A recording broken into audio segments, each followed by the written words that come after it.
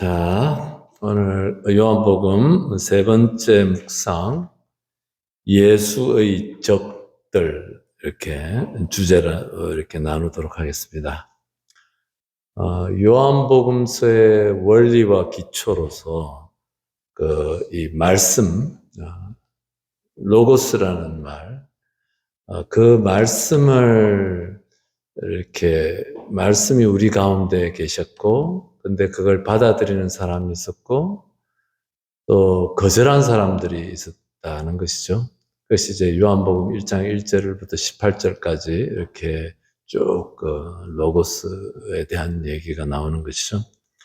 그래서 이제 빛과 어둠, 예수 그리스도를 받아들인 사람들, 로고스를 받아들인 사람들, 말씀을 받아들인 사람들, 또 이제 오늘 예수의 적들이라는 주제로서 얘기할 거는 예수를 받아들이지 않는 사람들, 공격하는 사람들에 대한 얘기가 되겠습니다. 그 전에 우리가 이제 로고스라는 말을 영어 성서에서는 the word 이렇게 말씀으로 이렇게 번역을 하고, 중국에서는 거룩할 성자에 말씀 언자, 성ien, 성언이라는 말로 번역하기도 하고, 제가 중국에서 봤던 어떤 번역에는 길도자를 써서 번역한 성서도 제가 본 적이 있습니다. 그래서 이 말씀이 갖고 있는 우리가 5가지 정도, 마르티네 추기경님께서 성서학자로서 제시하시는 그 5가지 정도 우리가 다 기억하는 것이죠. 그래서 이 말씀을, 그것이 영지이든 또 하느님의 우리를 하느님을 계시하시는 예수 그리스도의 현존이든 또 우리 사물의 궁극적 이유이든 이것이 전부 다 포괄적인 어려운 언어이죠. 근데 이것을 받아들인 사람과 받아들이지 않는 사람들에 대한 이야기들 이렇게 하는 것이죠. 그래서 오늘 이제 받아들이지 않는 사람들, 요한복음의 원리와 기초에서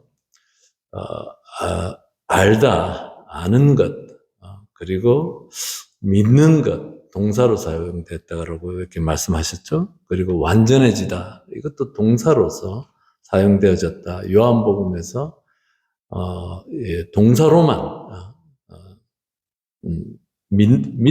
믿음이라는 피스티스라는 그 명사는 한 번도 거론되지 않고, 피스테오라는 동사로만 수십 번 반복된다. 의도적으로 요한복음은 이것이 한 번에 완성되는 것이 아니라 우리가 죽을 때까지 끊임없이 알아가야 되는 과정이고, 완전해져 가야 되는 과정이고, 믿음의 세계로 이렇게 우리가 들어가야 되는 과정, 그것을 강조하고 있다라고 마르티네 추기경도 얘기하셨지만, 그 전에 우리 요한복음 산책 송문모 신부님도 이 부분에 대해서 굉장히 길게 설명하셨던 것 여러분들 기억하실 것입니다.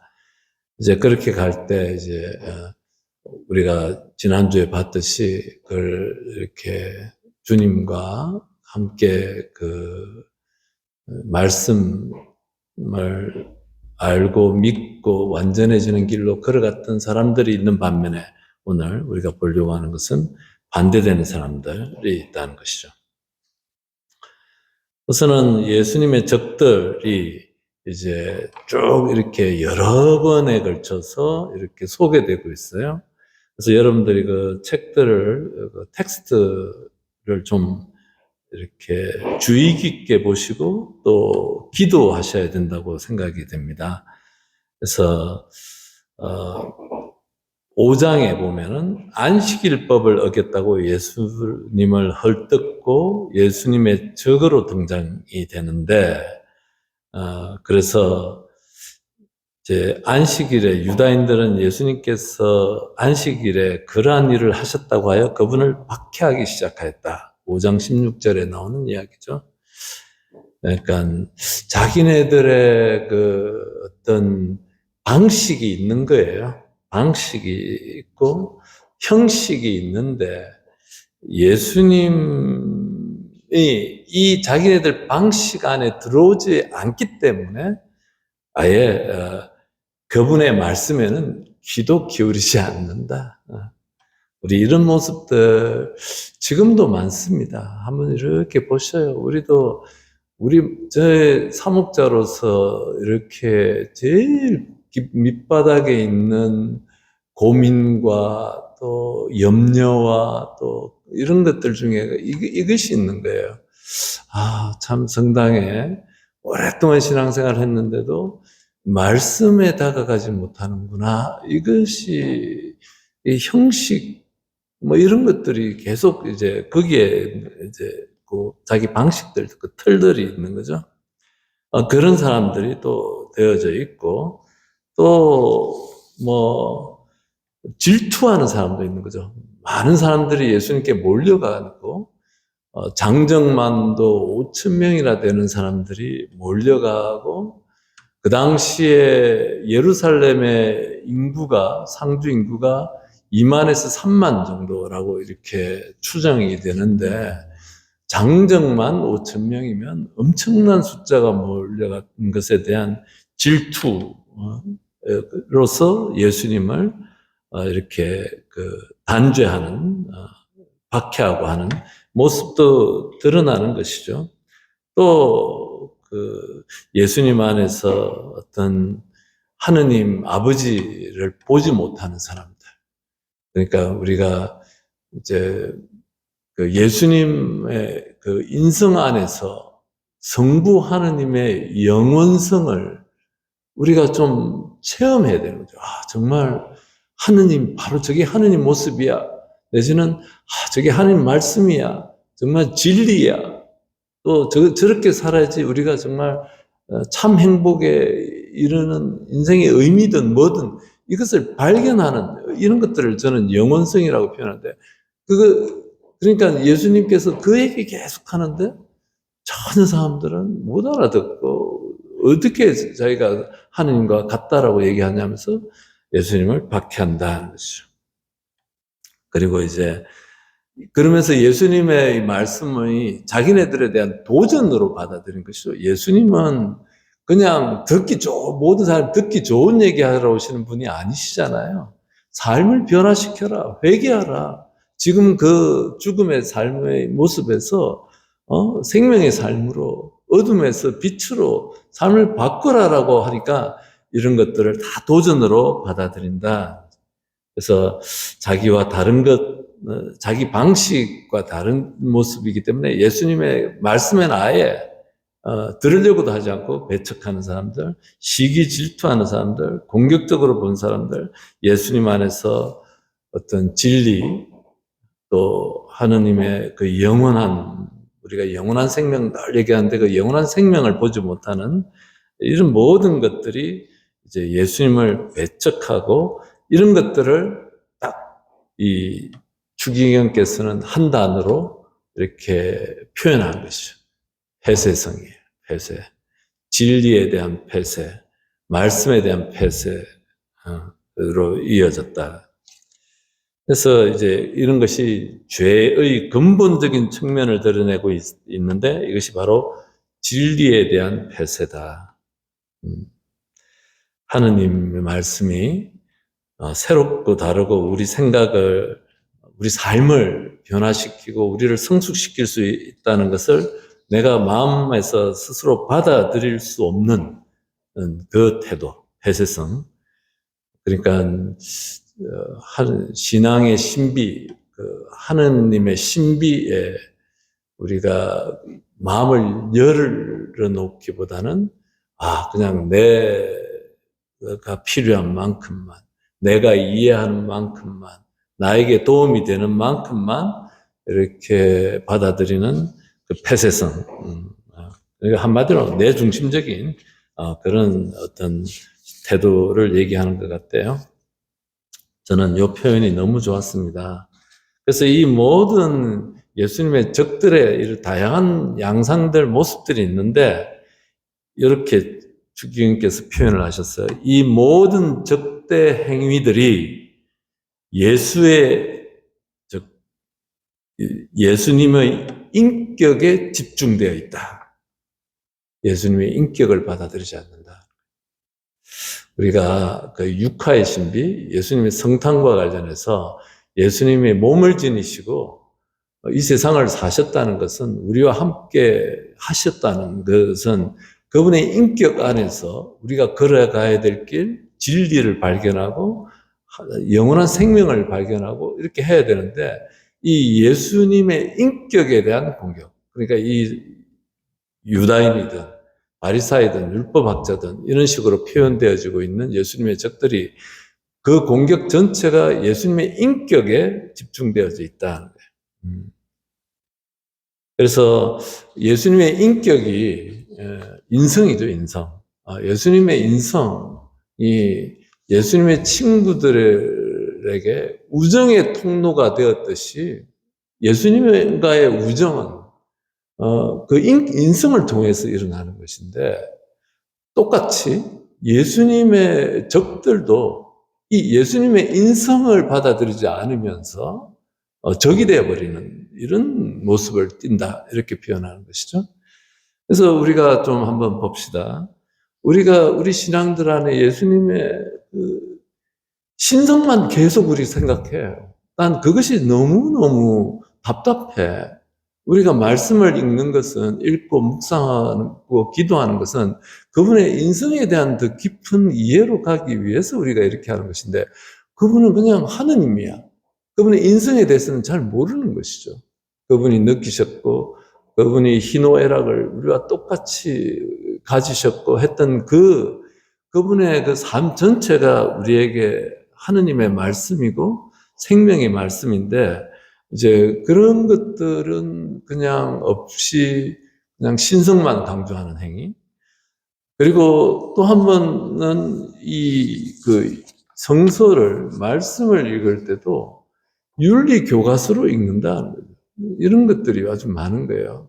제가 이런 얘기를 하는 거는, 제가 이제 수도자로, 정직자로 살면서 그런 모습들을 아주 많이 봤어요.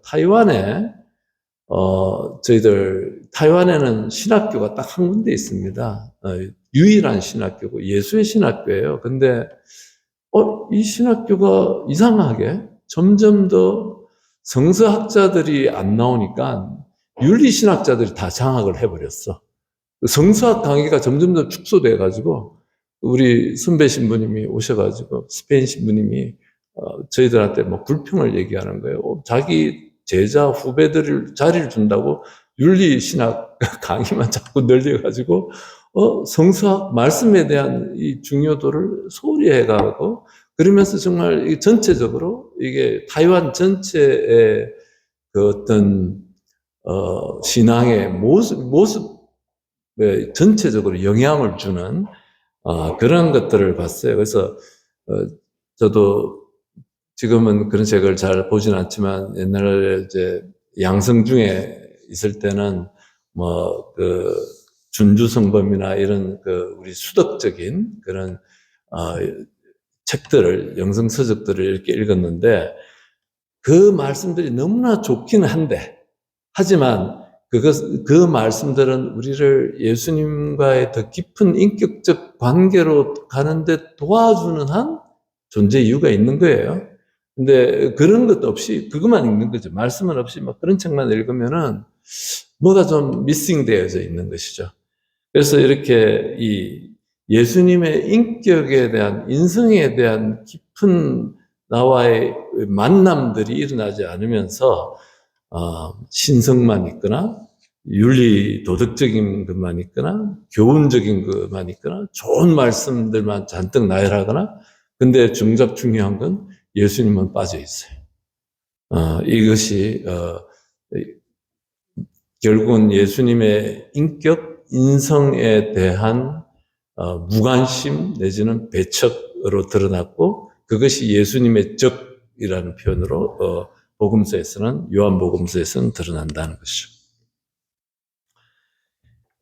예수님의 꾸지람들도 있습니다. 그래서 이제 이런 말씀, 예수님께서는 예수께서 이렇게 말씀하십니다. 너희는 그분의 목소리를 들은 적이 한 번도 없고 그분의 모습을 본 적도 없다. 그분께서 보내신 이를 너희가 믿지 않기 때문이다. 하느님의 모습은 예수님 안에서 드러난다. 그래서 그 하느님의 모습, 그것이 우리의 신앙이죠. 하느님의 모습은 예수님 안에서 드러난다. 그러니까 이 말씀에 주목하지 않고 우리가 하느님을 얼굴을 바라보지도 못하고 이렇게 된다는 것이 계속 이제 반복되는 것이죠. 그러면서 또 이런 말씀도 하셔요. 자기들끼리 영광을 주고받으면서 한 분이신 하느님께서 받는 영광은 추구하지 않으니 너희가 어떻게 믿을 수 있겠느냐. 자기들끼리 영광을 주고받고 하느님에게서 받는 영광은 추구하지 않는다. 예.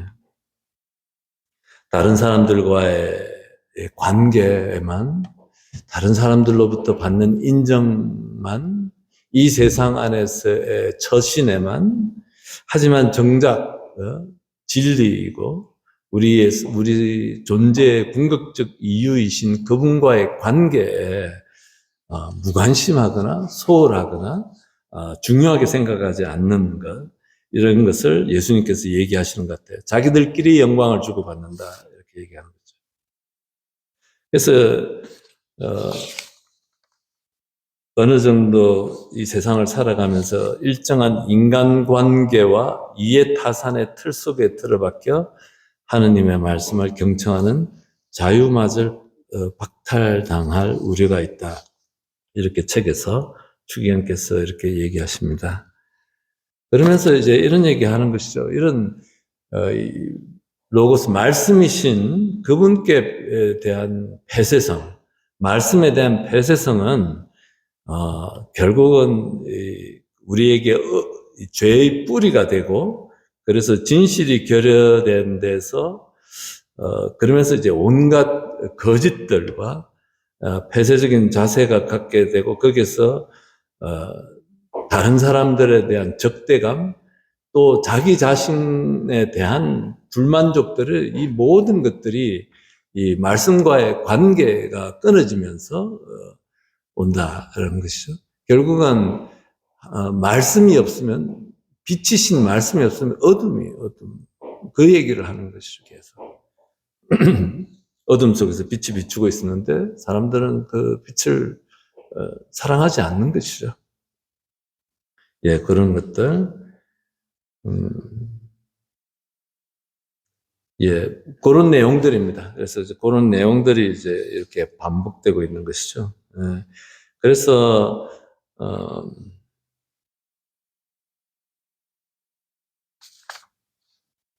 이제 그 예수님께서 이제 예수님의 분노라는 이런 표현을 썼어요. 그 몇 장이죠? 3장에 2장이구나. 2장에 예수님께서 성전을 정화하신 이야기에서 아주 유니크한 장면인데, 이거는 다른 복음에서는, 공간 복음에서는 예수님의 순환에 앞서서 이렇게 바로 나오는데, 요한 복음에서는 공생활의 첫 번째 사건, 가나의 혼인잔치는 주기현께서는 그분께서 원하시지 않았는데 하신 어떤 사건으로 당신의 공적인 것을 드러낸 미완성이라고 표현을 하셨고, 실질적으로 완성된 첫 번째 사건은 성전 정화, 2장에 나오는 성전 정화 사건이다. 여기 이렇게 표현하셨습니다. 이 장면에서 예수님께서 밧줄 또는 회초리라고도 번역될 수 있는 만들어가지고, 주님은 정신이 나간 사람이나 분통이 터진 사람처럼 행동하셨다. 우아하게 밧줄 이렇게 하지 않으셨다는 거예요. 지나가면서 회초리를 휘두르시고, 그 다음 뒤집어 엎으시고, 그래서 아주 굉장히 화를 내시는 모습. 그러면서 이 당신의 몸이 성전이시고, 이 당신의 뭐라고 하죠? 하느님의 작품, 그것이 인간이든 여성이든 여성에 대한 모독이든 어린이에 대한 모독이든 또 모든 자연에 대한 모독이든 또 인간 사이에 있는 사랑의 관계에 대한 모독이든 하느님의 작품을, 하느님의 성전을 모독하는 모든 행위에 대한 예수님의 분노, 이렇게 말씀을 하십니다. 우리의 욕심 때문에, 우리의 인색한 마음 때문에, 또 우리의 쾌락 때문에 하느님의 성전이신 인간을 모독하거나 학대하거나 파괴하거나 하는 것에 대해서 예수님이 회초리를 들고 분노하셨다. 그렇게 얘기하고, 우리가 이 예수님의 분노는 모든 성전에 대한 모독에서 근거된 분노이다. 이렇게 얘기하고, 그래서 부활하신 그리스도의 몸, 다시 한번 나오는데, 예수님의 몸이라는 말 안에는 예수님의 인성에 대한 얘기예요. 이것만이 새로운 성전, 새로운 세계의 기초고 중심이고, 그 안에서 모든 것이 새롭게 창조된다. 이렇게 말씀하십니다.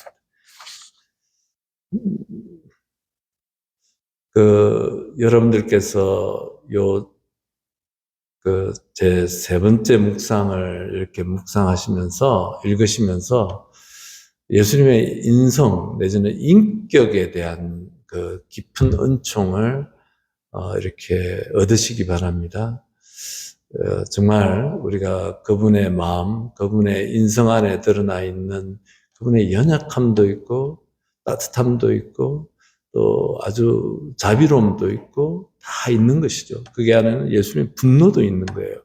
이런 것들이 우리 마음에 좀 더 스며들 수 있도록 은총을 청하시면서 독서를 하시기 바랍니다. 그래서 제가 기도 자료 이렇게, 예. 그래서 두 가지 정도를 이렇게 했습니다. 그래서 그냥 방금 제가 얘기했던 것들, 이런 것들이 주 내용이에요. 그래서 제가 어제 수요반, 모교반에도 다 말씀을 드렸는데, 다음 주에 휴강하겠습니다. fall break이고, 그래서 많은 분들이 지금 또 못 오신다고 하고, 또 한국에도 가 계시고 막 그러셔요. 그래서 다음 주에 fall break는 휴강을 하고, 또 이제 그 다음 주에 우리가 네 번째 묵상을 갖고서 이렇게 만나도록 하겠습니다. 그래서 2주 동안 이렇게 조금 시간 나시면은 1, 2, 3 묵상을 다시 한번 정독을 하시고, 그리고 다 연결되어져 있기 때문에 그래요. 그래서 두 개의 기도 자료, 이렇게 1번, 2번 이렇게 가지고서 한번 기도해 보시고 그러면 좋겠습니다. 마치도록 하겠습니다. 성부와 성자와 성령의 이름으로. 네. 주님, 저희들이 당신의 길을, 당신을 더 깊이 만날 수 있는 말씀의 길을 걸을 수 있도록 저희들을 이끌어 주십시오. 영광이 성부와 성자와 성령께